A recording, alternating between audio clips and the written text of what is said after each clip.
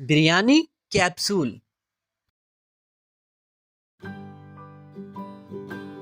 रतन सेठ शहर में एक ढाबा चलाता था। उसके ढाबे के सामने भोला नामक एक गरीब आदमी बिरयानी का ठेला लगाता था।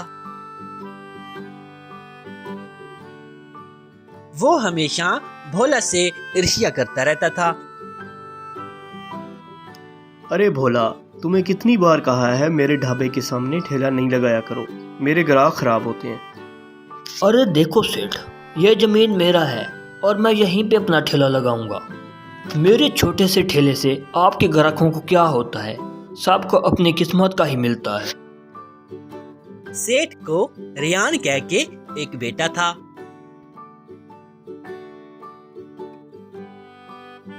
भोला को अमान नामक एक बेटा था।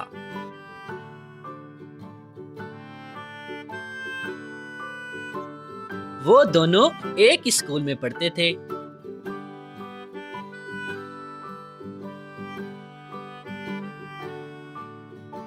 सेठ मास्टर को पैसे देकर रियान को फर्स्ट पोजीशन दिलवा देता था।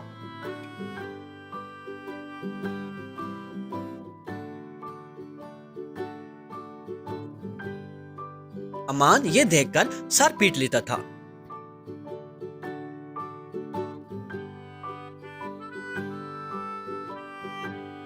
भोला देखो, मेरा बेटा फिर से फर्स्ट आया है।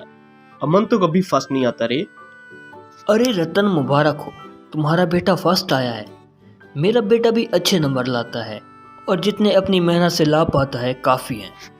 अरे पिताजी, वो सेठ हमेशा मास्टर को पैसे देकर फर्स्ट करवा लेता है और मैं इतनी मेहनत करके भी फर्स्ट नहीं आ पाता। देखो बेटा, फर्स्ट आने से कुछ नहीं होता।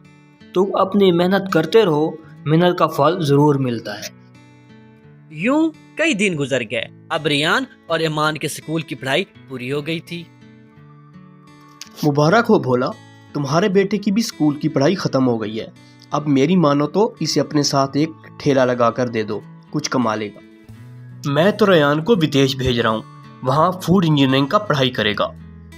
नहीं नहीं, मेरा बेटा विदेश जाके पढ़ेगा और मेरा नाम रोशन करेगा। इसे विदेश भेजने के लिए मैं अपनी गांव वाली ज़मीन बेच दूंगा। यूं भोला अपने गांव की जमीन बेचकर अमान को भी विदेश पढ़ाई के लिए भेज दिया।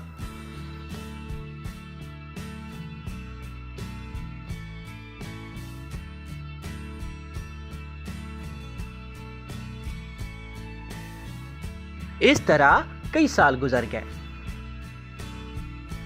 अब रेयान और अमान विदेश से पढ़ाई करके वापस गांव आ गए। यूं एक दिन अमान अपने पिता के साथ ठेला पर खड़ा था।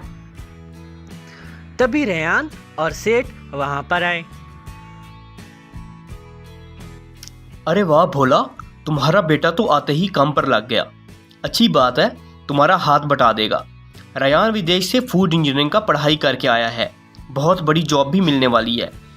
अरे मेरा बेटा भी विदेश से फूड इंजीनियरिंग पढ़ कर आया है। हम अपनी बिरयानी पे एक्सपेरिमेंट कर रहे हैं ताकि इसे इंटरनेशनली सेल कर सकें। एक दिन उन दोनों को महाराज ने बुलाया। यूं वे दोनों महल पहुंचे। अरे देखो रेयान और अमन, मैंने सुना है तुम दोनों विदेश से फूड इंजीनियरिंग का पढ़ाई करे हो। जैसे तुम्हें पता है, हमारी पड़ोसी सेना से लड़ाई चल रही है। जब हमारे सैनिक वहां जाते हैं तो कई दिन लग जाने की वजह से उनको खाने पीने की समस्या होती है। अगर तुम समस्या का समाधान कर दो तो मैं बहुत बड़ा इनाम दूंगा। ठीक 2 दिन बाद तुम दोनों के लिए यहाँ एक प्रतियोगिता रखी जाएगी। जो जीतेगा उसे बहुत बड़ा पुरस्कार मिलेगा।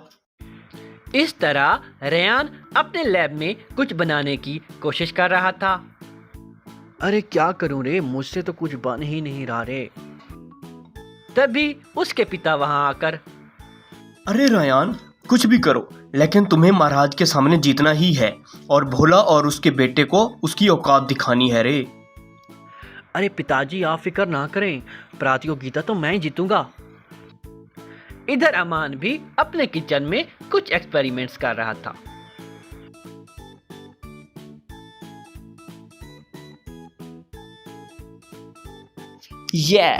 अरे पिताजी, मैंने ये कर लिया।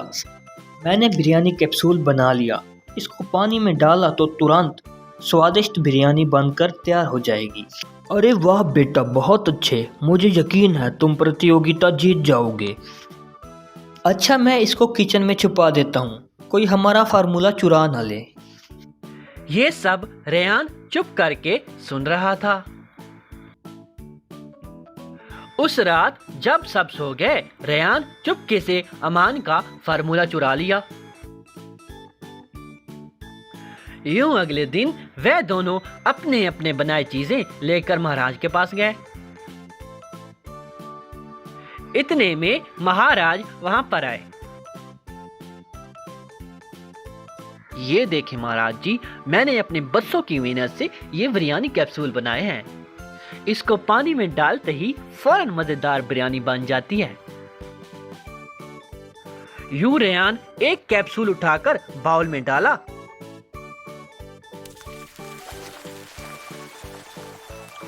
ऊपर से थोड़ा पानी डाला तो वह कैप्सूल खुलकर गोबर से बाउल भर गया।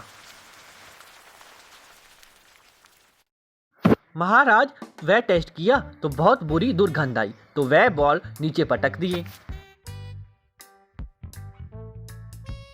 अरे छी छी, ये क्या, गोबर जैसा है बिल्कुल।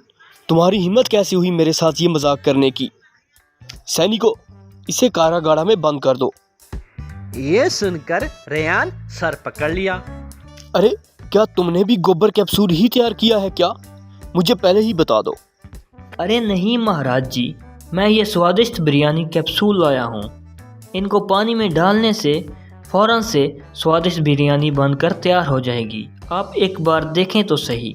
हमारे सैनिकों को साथ ले जाने में कोई दिक्कत नहीं होगी, क्योंकि ये बहुत छोटे साइज के हैं। अच्छा दिखाओ, तुमने क्या बनाया है?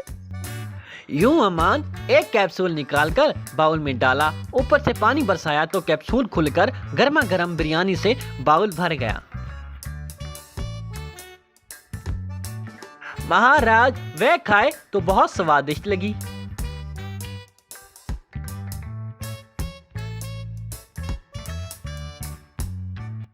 अरे वाह रे, इतना बढ़िया बिरयानी मैंने आज तक नहीं खाया।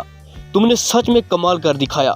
ये बहुत मददगार होगी और हम इसे इंटरनेशनली इंट्रोड्यूस कराएंगे। हमारा देश बहुत तरक्की करेगा। अरे क्या अमान, मैंने तो तुम्हारा बनाया फार्मूला चुरा लिया था ना, फिर कैसे जीत गए तुम? देखो रेयान, मुझे पहले से पता था कि तुम ऐसा ही करोगे, इसलिए मैंने पहले से बिरयानी कैप्सूल को गोबर कैप्सूल के साथ बदल दिया था। मैंने कभी तुम्हारा बुरा नहीं चाहा, तुम्हें तो बस अपने किए की सज़ा मिल रही है। इस तरह रेयान को कारागार में बंद कर दिया गया।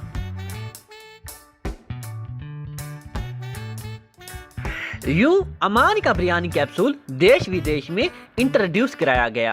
यूं वह बहुत पैसा कमाया और खूब नाम कमाया।